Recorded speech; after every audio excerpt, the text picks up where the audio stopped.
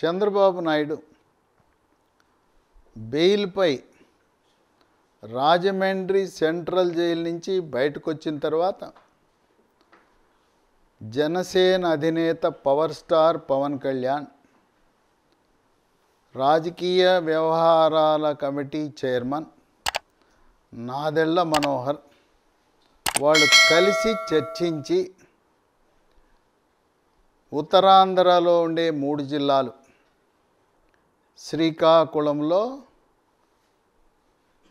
10 నియోజకవర్గాలు, విజయనగరంలో 9 నియోజకవర్గాలు, విశాఖలో 15, తూర్పు గోదావరి జిల్లాలో 19, పశ్చిమ గోదావరి జిల్లాలో 15, మొత్తం 68 నియోజకవర్గాలలో అభ్యర్థుల గురించి చర్చించి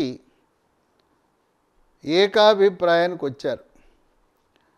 ఈ చర్చల్లో భారతీయ జనతా పార్టీ పొత్తులో భాగస్వామ్యం అయితే వాళ్లకు కూడా కొన్ని సీట్లు కేటాయించే విధంగా వెసులుబాటు ఉంచుకుని కొంతమంది నాయకులు త్యాగం చేసే విధంగా ముందే అటువంటి ఆలోచన విధానంతో ఎన్నికల షెడ్యూలు ప్రకటించిన తరువాత భారతీయ జనతా పార్టీతో అధికారికంగా పొత్తు గురించి ప్రకటన విడుదలయ్యే అవకాశం ఉంది.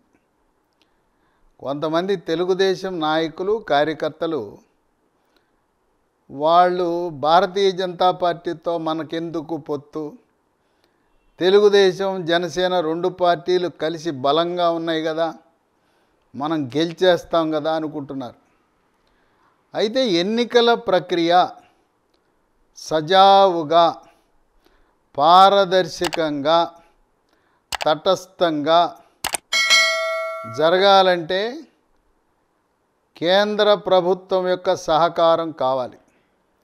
కేంద్ర ఎన్నికల కమిషను కేంద్ర ప్రభుత్వ అధీనంలో పనిచేస్తుంది కనుక తెలంగాణ రాష్ట్రంలో అక్కడ ఎన్నికల ముందు బీఆర్ఎస్ పార్టీ తమ అడుగులకు మడుగులొత్తే ఐఏఎస్ అధికారులను, ఐపీఎస్ అధికారులను, కలెక్టర్లను, ఎస్పీలను, పోలీస్ కమిషనర్లను నియమించుకున్నారు.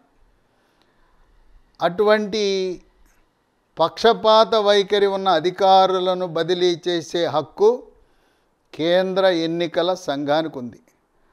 ఇప్పుడున్న పరిస్థితులలో జగన్మోహన్ రెడ్డి ఆంధ్రప్రదేశ్ ముఖ్యమంత్రి నియమించిన కలెక్టర్లు, ఎస్పీలు, పోలీస్ కమిషనర్లు వాళ్ళ ఆధ్వర్యంలో ఎన్నికలు జరిగితే న్యాయం జరగదని, పక్షపాత వైఖరి ఉంటుందని, అలాగే గ్రామ వాలంటీర్ల వ్యవస్థను దుర్వినియోగం చేస్తారనే ఆరోపణలు ఉన్నాయి. అందువల్ల ఎన్నికలు సజావుగా, పక్షపాత వైఖరి లేకుండా ప్రతి ఒక్క ఓటరు స్వేచ్ఛగా బూత్ క్యాప్చరింగు, రిగ్గింగు జరగకుండా ఏ విధంగా తెలంగాణ రాష్ట్రంలో స్వేచ్ఛాయుత వాతావరణంలో చక్కగా కేంద్ర ఎన్నికల సంఘము పక్షపాత ధోరణి కలిగిన ఉన్నతాధికారులను బదిలీ చేసి నిర్వహించిందో అటువంటి ప్రక్రియ ఆంధ్రప్రదేశ్ రాష్ట్రంలో కూడా జరగాలంటే భారతీయ జనతా పార్టీతో పొత్తు అవసరం, కేంద్ర ప్రభుత్వం యొక్క సహకారము అవసరం. ఈ రోజున గ్రామ వాలంటీర్ వ్యవస్థని నమ్ముకున్నాడు వైఎస్ జగన్మోహన్ రెడ్డి. ఆ గ్రామ వాలంటీర్లు రాజ్యాంగేతర వ్యక్తులు, శక్తులు.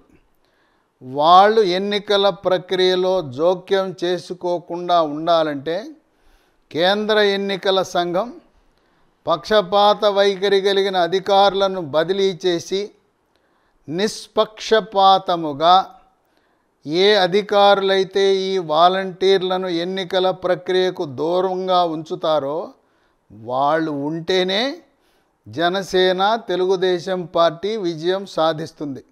కనుక భారతీయ జనతా పార్టీ యొక్క అవసరం చారిత్రాత్మక అవసరం. గెలిచిన తరువాత ఆర్థిక సంక్షోభంలో కూరుకుపోయి అధోగతి పాలై ఎక్కడైనా కూడా రోడ్లు అంటే గుంతల రోడ్లు. ఈ రోజున ఆంధ్రప్రదేశ్ ట్రేడ్ మార్క్ ఏంటంటే గుంతల రోడ్లు. ముందు రోడ్లు నిర్మించాలన్నా, అప్పుల ఊబి నుంచి బయటపడాలన్నా కేంద్ర ప్రభుత్వం యొక్క సహకారము, మద్దతు ఎంతైనా అవసరము. తెలుగుదేశం పార్టీ, జనసేన రెండూ కలిసినా కేంద్ర ప్రభుత్వ సహకారము లేకపోతే అమరావతి రాజధాని నిర్మాణము కష్టతరం. అందువల్ల చంద్రబాబు నాయుడు, పవర్ స్టార్ పవన్ కళ్యాణ్, జనసేన అధినేత, వాళ్ళు భారతీయ జనతా పార్టీతో కలిసి 2014లో ఏ విధంగా మనం కలిసి 3 పార్టీలు పోటీ చేసినాయో అదేవిధంగా మళ్ళీ మనం 3 పార్టీలు కలిసి 2024 ఎన్నికల్లో పోటీ చేద్దామనే నిర్ణయానికి సూత్రప్రాయంగా వచ్చారు. ప్రకటన మాత్రం అది ఫిబ్రవరి మార్చి నెలలో మాత్రమే జాతీయ బీజేపీ ప్రకటిస్తుంది. అంతవరకు లోపాయికారిగా చర్చలు జరుగుతుంటాయి. ఇప్పటికే చంద్రబాబు నాయుడు, అమిత్ షా, జేపీ నడ్డా వార్లతో చర్చించి వ్యూహరచన పూర్తి చేయటం జరిగింది. ఉత్తరాంధ్రలో 3 జిల్లాలు, ఉభయ గోదావరి జిల్లాల్లో 68 నియోజకవర్గాల్లో కొంతమందిని ఒక అభిప్రాయానికి వచ్చి ఇరు పార్టీలు కూర్చుని కొంతమంది అభ్యర్థులను ఎంపిక చేయడం జరిగింది.